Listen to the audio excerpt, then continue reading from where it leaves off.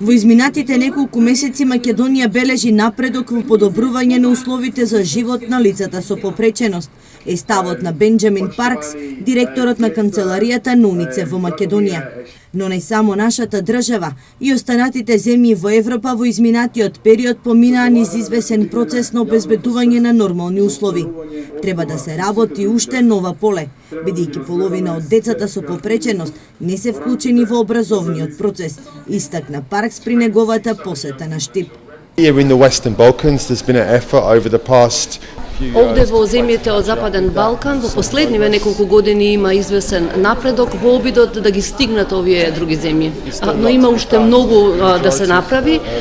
Има сознание дека околу половина од децата со попреченост не се вклучени во образование. Исто така имаме сознание дека луѓето веруваат дека не треба овие деца да одат, зборуваме за редовно образование. И токму поради тоа се важни овие напори за да се постигне ритмот на другите земји. Во последните неколку месеци има напори, но не се неопходни напори само од страна на владата, туку од страна на целото општество, на сите луѓе.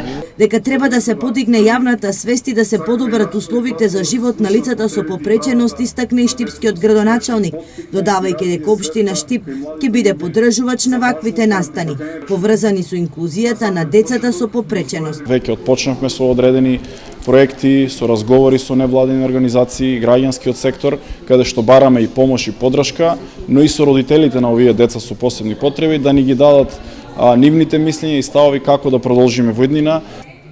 Паркс и Бочварски денес во Домот на културата свечено го отворија еднодневниот филмски фестивал Караван за детство без пречки.